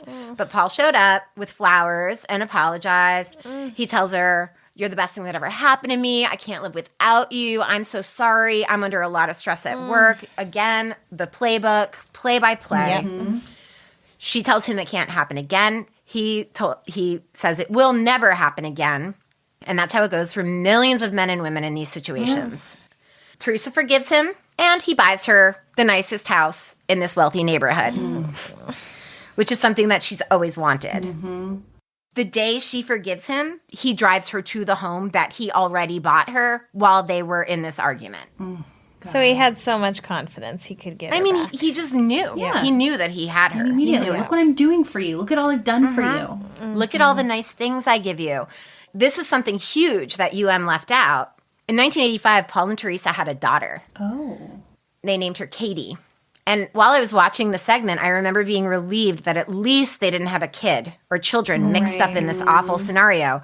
But they did. Oh my God. Why would you have not put that in? Maybe Teresa asked them not to. Maybe just to protect Maybe the child? she didn't want Yeah. I think to protect her. Yeah. After Teresa had Katie, Paul started working nights. And it's implied that he is stealing parts from these oil wells so that he can take the serial numbers off and resell them to the people that he's supplying. So Paul began to stay out days at a time. At some point, Teresa talked to his coworker. He told her that Paul was using drugs. And he also told her that the nights he was out working late, he was stealing from the oil fields. Teresa later found Paul in a bathroom shooting up. And he was furious that she walked in on him, and he hit her so hard that she collapsed. Oh my God. So she had gone to the sheriff, of course, over the years. And while he was sympathetic, he told her that if no one was witness to the abuse, they couldn't prosecute, which is basically what he said in the segment. And I found out at the time in Oklahoma, if a woman was being abused by her partner, there had to be a witness in order to be able to arrest the abuser. Oh my, Oh my God. God. Imagine. That is awful. I know. It's disgusting. That is literally saying, we don't believe you. Yeah. I know. Jesus Christ. The sheriff told Teresa to get a protective order, which we now know does absolutely nothing for someone like Paul Stamper. Teresa again moved back in with her mother and took Katie, but Paul harassed her day and night. He called her constantly and again shot out her bedroom window. The movie doesn't show the instance where the man broke into the house and stabbed her friend, and I can only assume it's because the friend didn't want that information included. Teresa filed for divorce, and Paul began to threaten to kill her and himself. Teresa was able to get that protective order only because she recorded his threatening phone calls, and they were played in court. Wow. So Teresa and Chris Butler began dating, like we saw in the segment. Paul pretended to be a police officer to pull them over. He shot Chris and kidnapped Teresa. During the 2-day ordeal, Paul continually threatened Teresa with a gun, threatened to kill her, threatened to kill himself, threatened to kill both of them. And it seems like for those 2 days, they were just sort of on the road, driving aimlessly. Teresa ran from him in the diner, and they called the police. They determined that he was on a bus headed to Kansas City. They pulled the bus over, and they arrested him on the bus. Paul was broken out of the Kingfisher County Jail in April of 1986. This isn't in the reenactment, and it's only a few minutes in the movie, but I read an article about the escape. After his arrest, Stamper began plotting his escape with a jail trustee named Guadalupe Pena. I didn't know what a trustee was. I guess it's an inmate that they allow freedoms to because they trust him. Pena told authorities that Stamper promised him $10,000 if he helped him escape. So on the day Pena was released, on the same day, he got a gun, returned to the jail, and hid in an office area until only one jailer was on duty. Pena broke through a first-floor window while Lois Darling, the jailer, was on duty. Darling was on a second-floor cell block making a routine check of the inmates at about 3:30 in the morning. Stamper asked jailer Lois Darling for some chewing tobacco minutes before the gunman, wearing a ski goggles over a ski mask, came behind the jailer and ordered her to release Stamper. She hesitated but cooperated after the gunman jabbed a handgun into her neck. Why is there a jailer working alone in a men's prison, especially a woman? At 3:30 in the middle morning. of the night. Understand. I mean, I think we can all safely say that probably does not happen anymore. Oh my God. And this guy, the trustee, did it for money, you said? Yeah, $10,000. $10,000. Because I was like, why do you want to risk all this for Well, and somebody that's else? the same amount of money that Stamper paid or offered Gary Trout to murder Teresa. So $10,000 was his magic number, apparently. So when Lois opened the cell door, Stamper reached out, grabbed her, pulled her into his cell, and then locked the cell door. So scary to be her. Horrible. 4 other inmates held inside the same cell with Stamper made no attempt to escape. And 2 of those prisoners helped by getting a description of the car and assisting Lois Darling in breaking open a cell window to get the attention of a convenience store employee across the street to call for help. Oh, wow. Yep. About an hour elapsed before their cries for help were heard, and Kingfisher police were summoned to free Darling from the cell. So not only did they not hurt her or abuse her in any way, but they helped her, which That's I think nice. is I mean, I guess, nice. like, if they're trapped in there, everybody's going to know they did it if they did it, so. Yeah. And who knows? They could have been in there on, like, theft or something Yeah, not violent. totally, You just totally. think of male prisoners locked in a room with a female prison guard. Obviously, you go to a dark place. And then the article said no one was hurt during the incident, although jailer Lois Darling was shaken up. And I bet she was. Oh, my God. So Stamper promised to pay Pena at an Oklahoma City motel, but never showed up. Pena called Stamper's office to see where Paul was, and Sheriff Graham was there at the office seizing Stamper's information, his computers and files. So the secretary tells Graham who's on the phone, and then the secretary asked Pena where he was. Pena told her, and Graham just went to the hotel and arrested him. Pena was convicted and served a 7-year prison term. So in June of 1986, Teresa, her mother, Wanda, and her baby, Katie, were hiding in Norman, Oklahoma. Paul followed Chris Butler to the house to get the location of where they were living and then stole a set of keys from Wanda's car. At some point, he went into the home while Teresa was sleeping in the middle of the night, held the baby, and left flowers for Teresa. No. Terrifying. Oh. Later, he called Teresa and told her to meet him at a local bowling alley. But when he saw that she was with FBI agents, he never showed.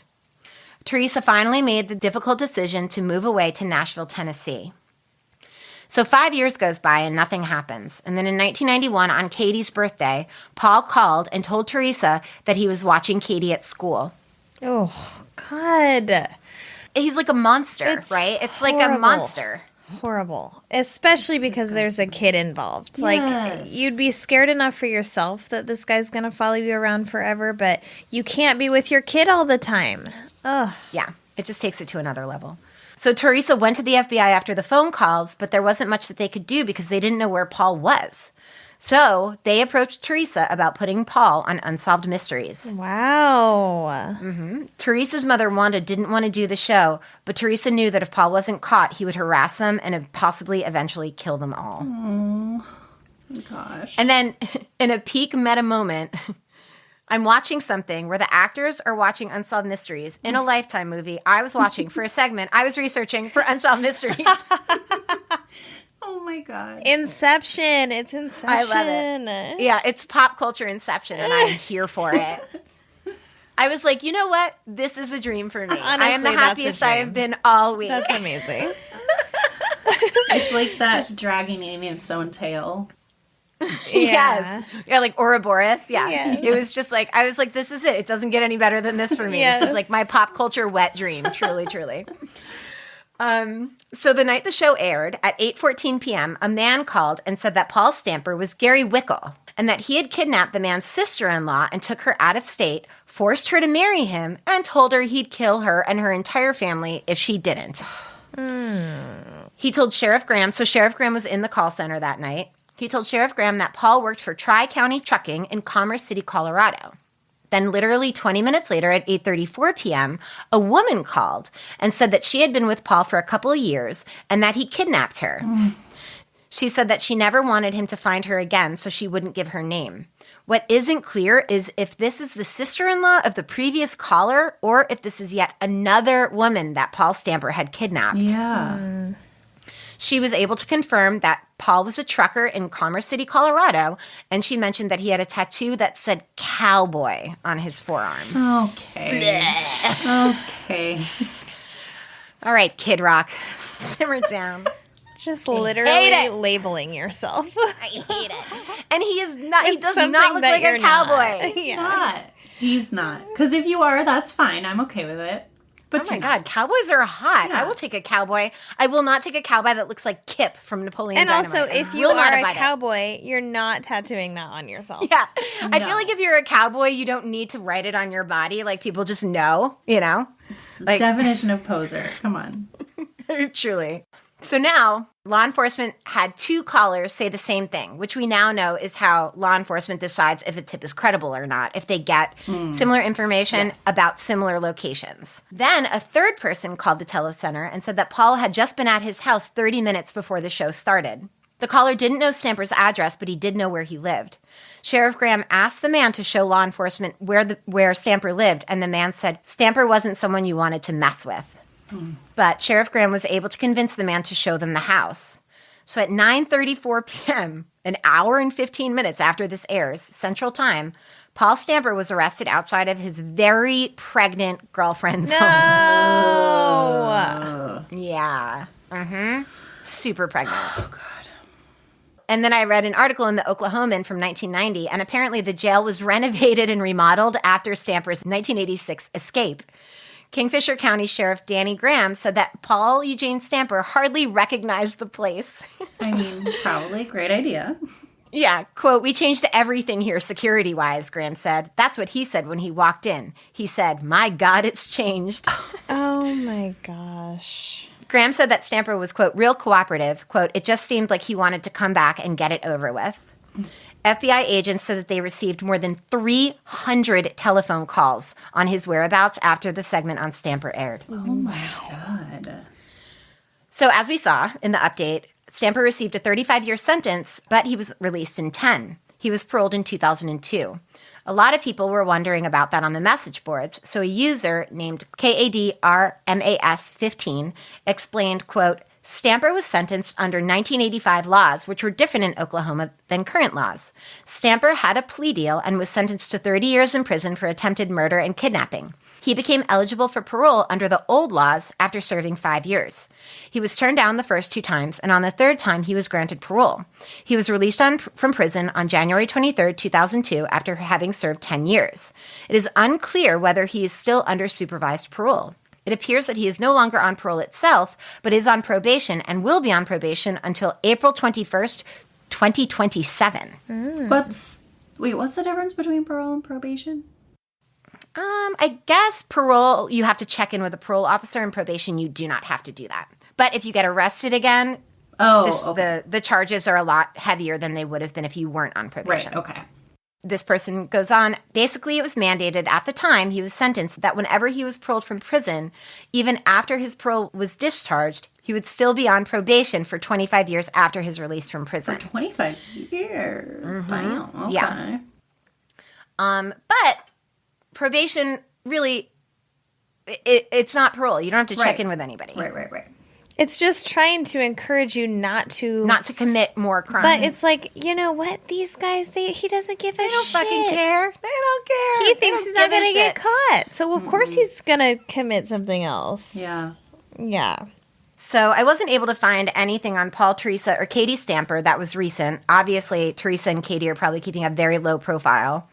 But I did find that Paul kept on being a human dumpster fire after he was paroled in 2002. Shocking.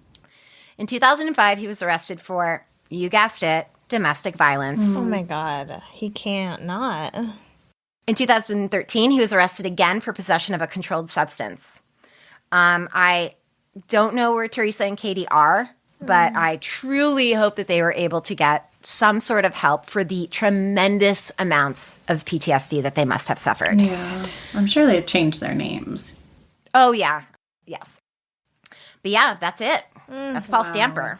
Fucking absolute piece of shit. Dick bitch. Piece of shit. It truly was like a TV show, which I'm surprised Lifetime didn't put in the shooting of the boyfriend, because that... No, they put in the shooting of the boyfriend. They didn't put in the stabbing of the friend on the couch. Yeah. Which I think probably the friend was like, I don't want this. Yeah. I don't need this. Yeah. So that one, did he not know that his wife wasn't going to be at the house? Obviously, he didn't. Yeah. I mean, he hired Gary Trout. He didn't know that his wife wasn't going to be home. What are the odds of someone else staying in her, a woman staying in the house? Ugh. And then I read that it wasn't in the couch. He went into the bedroom and he stabbed her. That would make a lot more sense, because I think if somebody was sleeping on the couch, you'd be like, wait a minute, is this the right person? I feel like Gary Trout wasn't the brightest crayon on the box, so he just saw long hair and started stabbing. Yeah.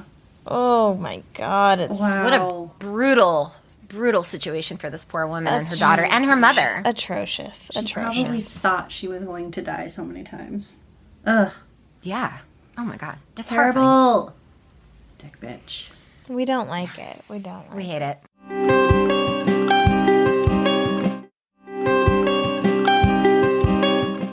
All right.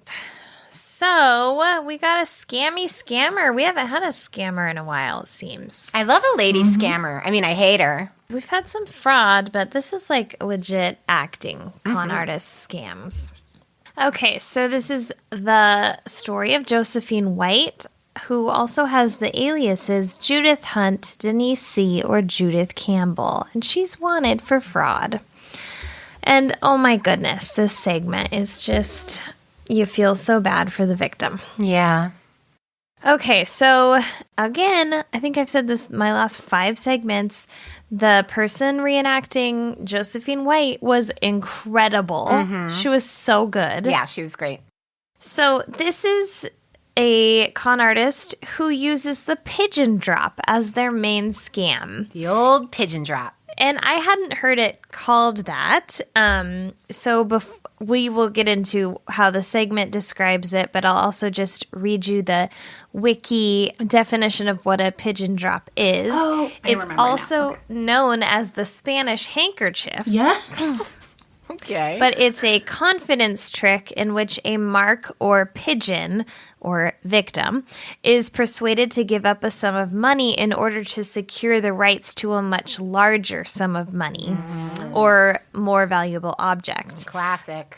And it always takes 2 con artists, so 2 people are posing as strangers to each other, and they manipulate the mark in some way, usually saying they found a large amount of lost money, that they really want to keep it. Then they get the mark involved somehow, which is the part that a lot of people on like sitcoms online are like, I could never fall for that. I would just never fall for that. Why would they need to include me, a stranger, in it? And it's just like, you don't know how they pick the right people, and as we'll get into. Yes, and I was going to say, I would 100% fall for it when the second person became involved. Yeah. Because I'd be like, oh, there's no way this is fake if this rando is here. You know? Yeah, and I'll get back to a couple of pop culture uses of the pigeon drop in some of our favorite TV shows. Fun. Okay, so Josephine White is wanted for performing the pigeon drop several times, and she is thought to have stolen nearly $1 million from mostly retired citizens using this scam. She has allegedly been perpetrating the scam since 1963. Damn. God. She has so many disguises. We get to see her putting on some different wigs. She uses jewelry. She uses nice clothes. And Stack says that one of the investigators says this is a tactic that con artists use so that the victims don't look closely at the face. But they're looking at the hair, they're looking at the rings and the nice jewelry and their nice shoes that they're wearing, which we've seen this before too. Yep.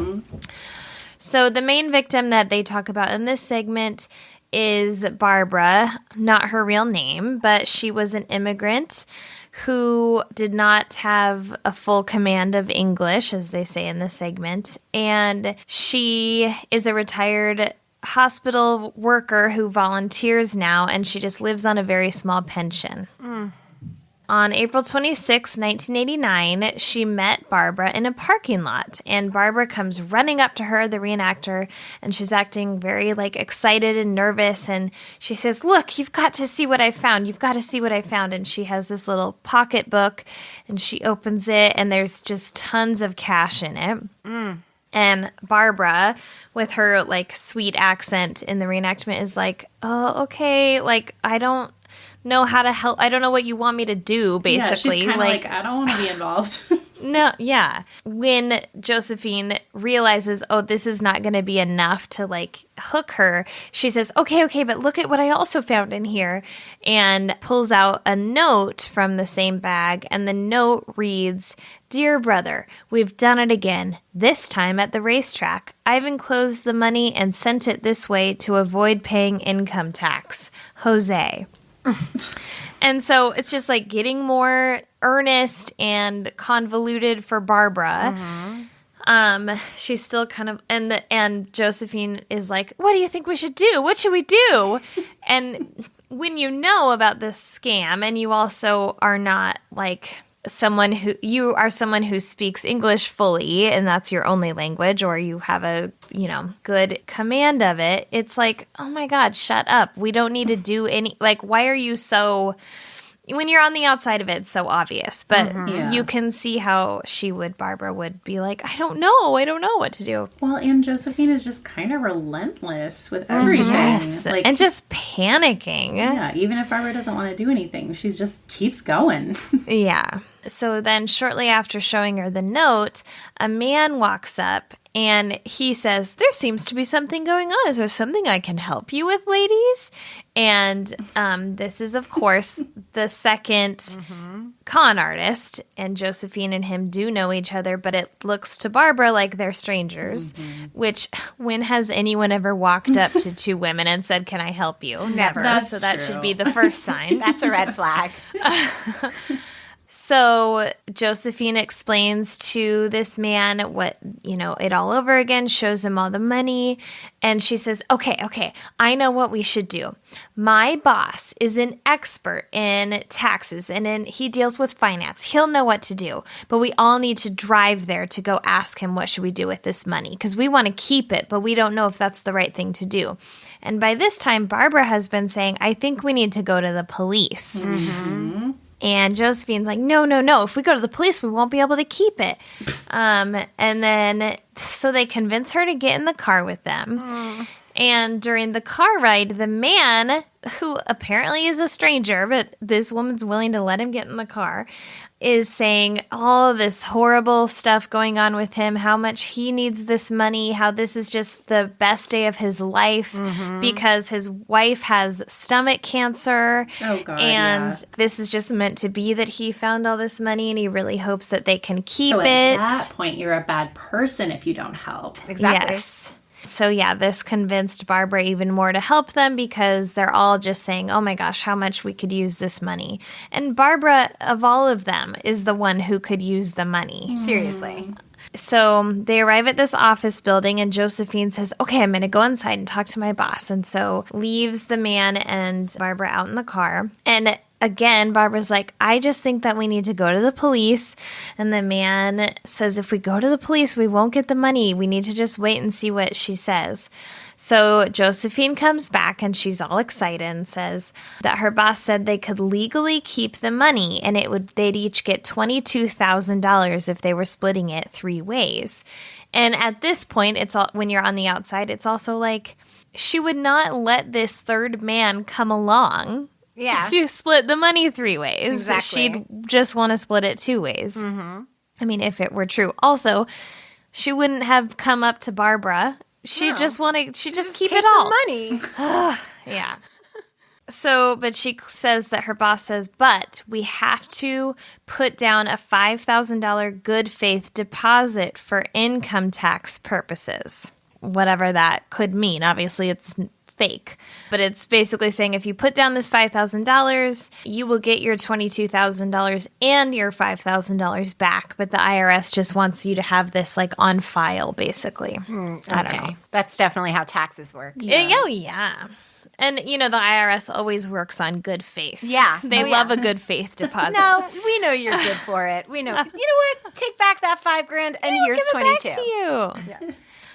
So Josephine and the man, her accomplice, then tell, oh my gosh, yeah. So Josephine's like, so do you have a credit card on you? And Barbara's like, no, I don't.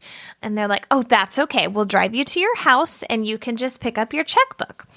And so Barbara's still kind of like, okay, like unsure, but kind of getting more excited at the thought of having $22,000. Sure. So they drive her to her home, they get her checkbook, then they take her to the bank. And at the bank, she withdrew $5,000, which is almost all the money that she had.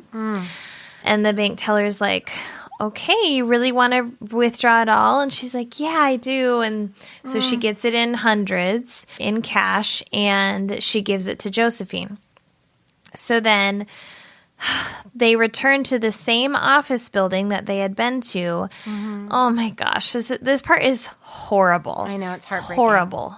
Josephine says she's going to go in first. She says that she's going to show the money to her boss, and then she comes back out to the car and she tells Barbara, okay, you get to go in now too, and you just are going to show the money, so it's your good faith deposit, and then you come right back out and you can all split the money. And she says, like, go to room 242 or something. And so Barbara goes up and she finds room 242. And when she goes to turn the knob, it is locked. And she's like knocking on the door and no one is answering. And you can sense that probably this is a moment of like your heart dropping if you are Barbara. Yes. Oh my gosh, because you gave the money.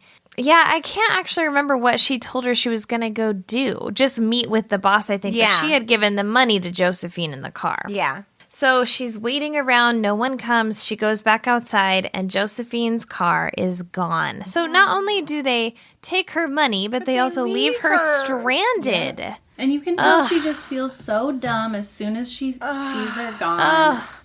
Yes, that is the saddest part. And this happens. This is still happening with older people. Yeah. Scammers target them, and then older people don't want to tell their kids that this happened because they are afraid their kids will think like, oh, you have something's wrong with you, or she says, I was afraid my son would want to put me in a home. Like I wasn't capable of living on my own anymore. Oh God, it's heartbreaking. It is. Terrible. And it's happening so much now, especially with technology changing. Oh, it almost happened to my grandmother. It would have happened to my grandmother if one of my relatives wasn't at her house. And they make it sound so urgent. The scammers are like, this has to happen right now so that you don't have time to think about it. Exactly. Oh, gosh. So Barbara did the right thing, though, and went to the police, and they were able to determine that Josephine White was responsible. They have known about her, and then she also was believed to do the same scam again in Boston in September of 1991. And at the time, she's known to operate in the eastern United States and also in California. So there isn't a lot more about the case, but basically I found an article from the Hartford Courant, which is obviously a Connecticut newspaper, and it's from October 31st, 1994. A Boston woman was sentenced to 15 years in prison after pleading guilty to stealing more than $35,000 from 3 residents of Manchester and East Hartford in a 1990 check cashing scam. Josephine White, who was 47, formerly of Waterford, pleaded guilty to 2 counts of first-degree larceny and 1 count of second-degree larceny. The charges stem from 3 cases in which White persuaded people to cash checks against their accounts for her on the false premise that they would receive huge sums of money in return. Her complicated scam, known as the Pigeon Drop, was often committed against elderly women whom White would approach as they went into a bank. Some of the checks were written for as much as $10,000. White also had been convicted of pulling off similar thefts in the Middletown and Meriden areas, as well as in Massachusetts and Rhode Island. She was arrested in the local cases last July. So in like 93 and then 94, she is arrested and then also charged in all of these different accounts. I could not find how she was caught. We got an update from the UM segment, but it just said Josephine White was arrested during one of her scams. She pleaded guilty to 3 larceny charges and was sentenced to 15 years in prison. So it never said if this was from UM or since it was during one of her scams, I'm guessing it's just maybe the person caught on and called the police on her. Yeah.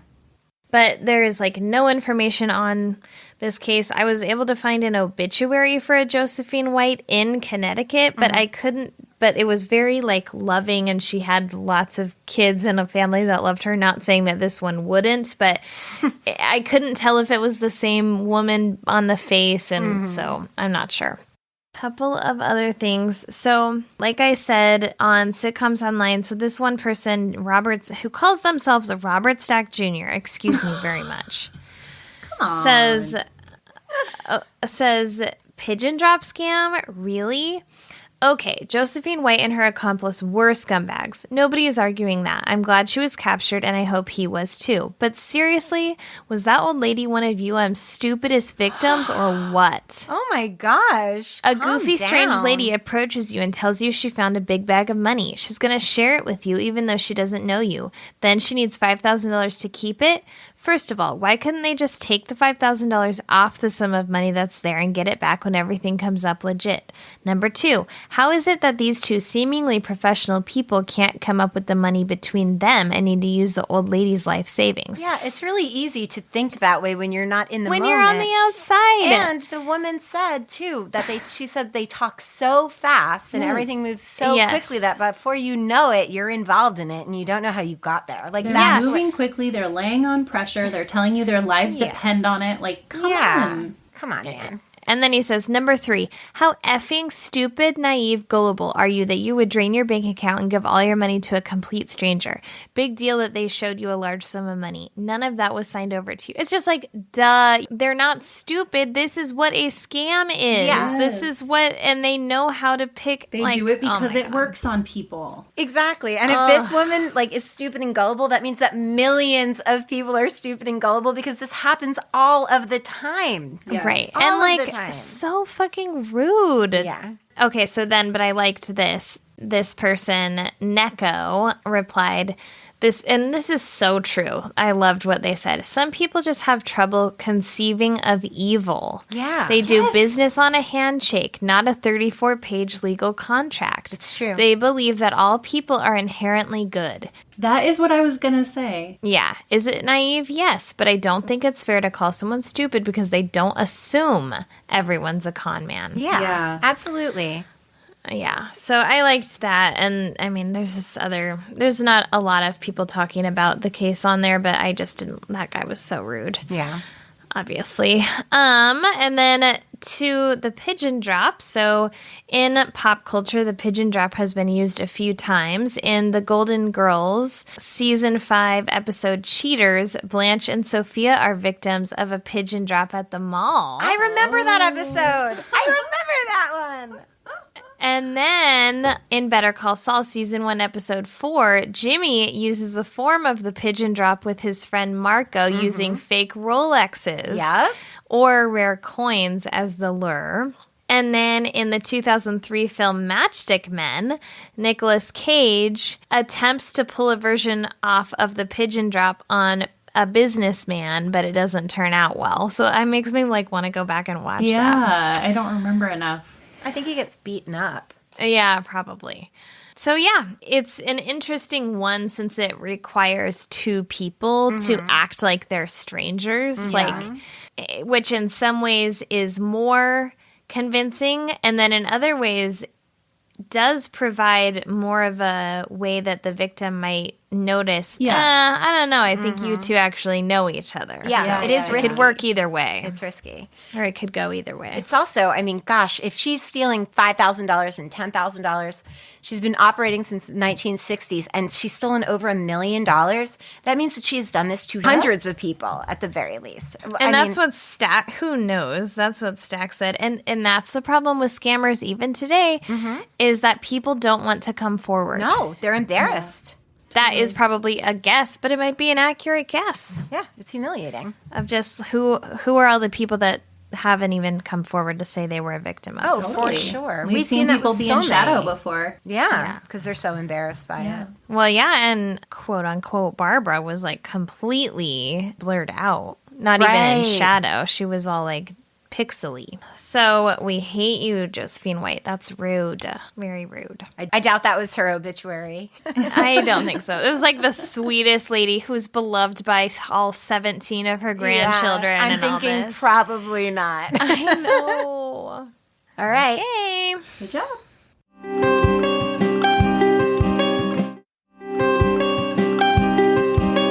All right, Cheersy Feelsies, ladies. What do we got? Karlin, do you have? Yeah, I have a couple things. Thoughts, feelings. You have some thoughts and feels? Every now and then I have a feeling. Oh, I love it. Well, camping was fun. It was. There was so much rain the first night, you guys. It was a little wet. We had a couple canopies that saved our butts, but Oh my gosh. some of us had some tent issues. Hi, I had the tent issue. Hi, it's me. So some of us got a little bit wet, but we still had fun. No, it was super fun. It was so fun. And the second day was great. The second day was dry and lovely, and We hung out. It was we had a it fun was great. time. It was Yeah. super fun. I And can't the wait to do kiddos it again. learned about s'mores, and it was cute.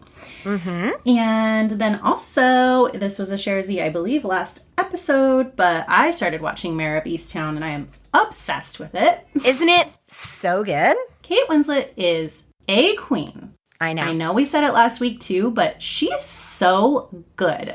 She is everything. I love her. And her character, it's just so good.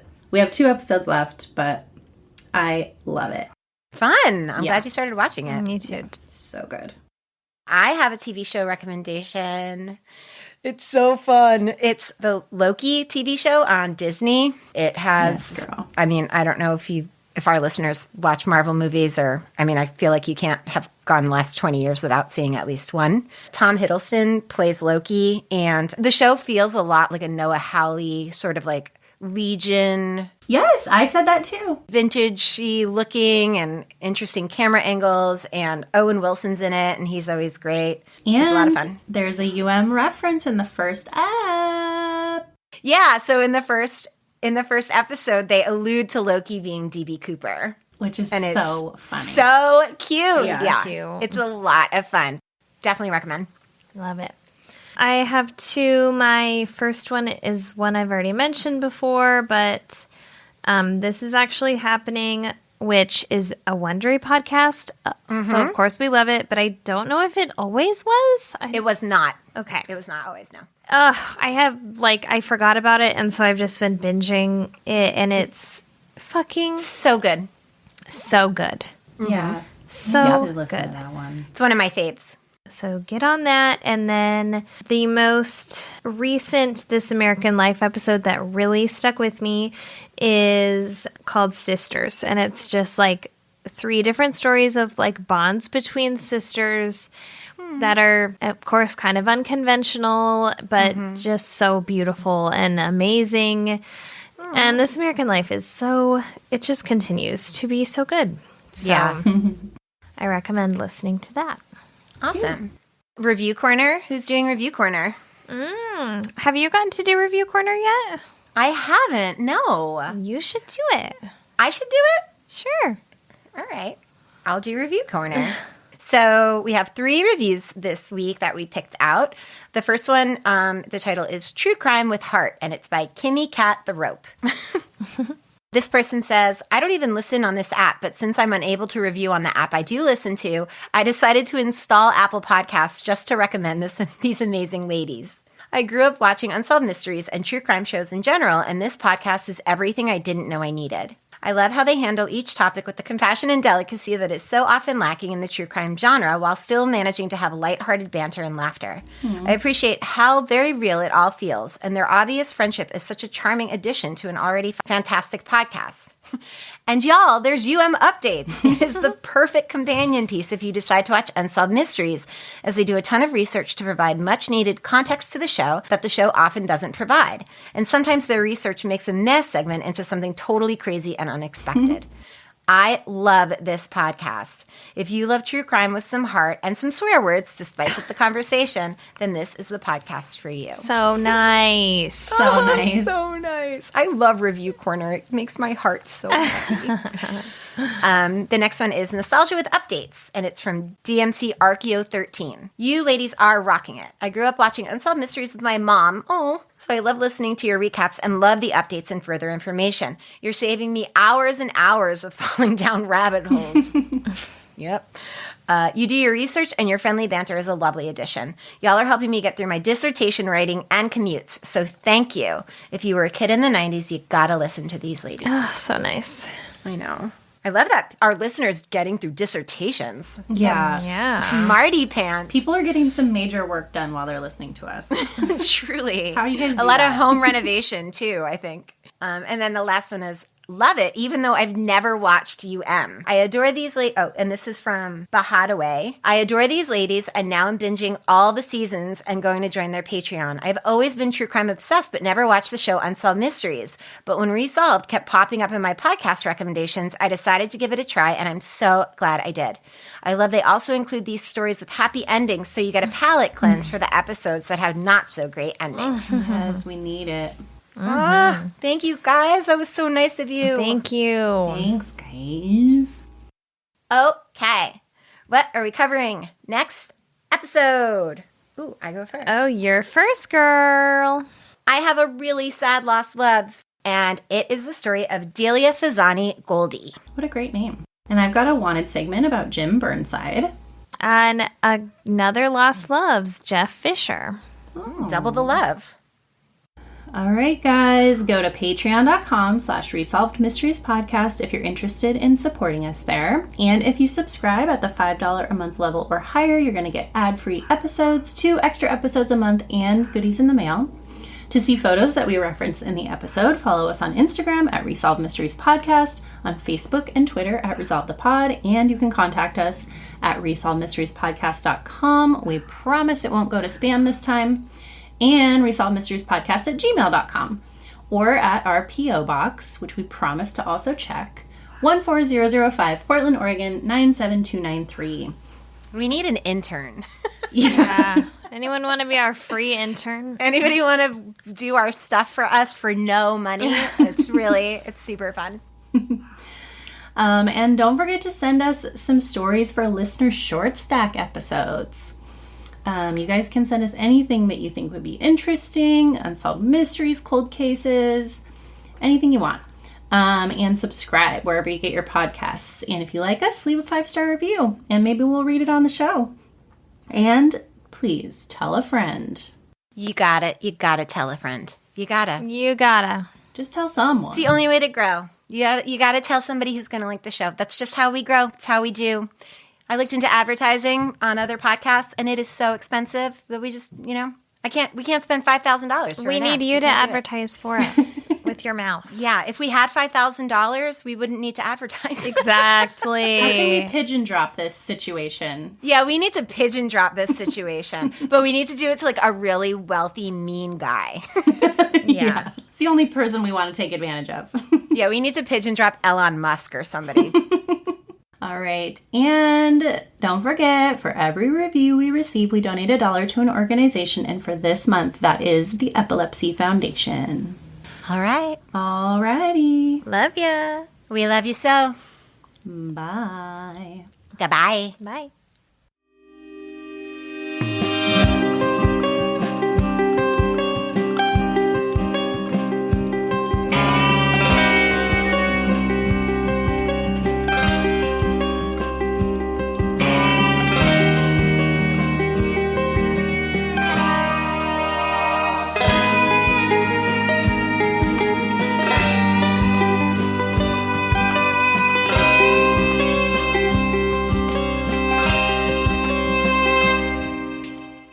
Compassion and delicacy?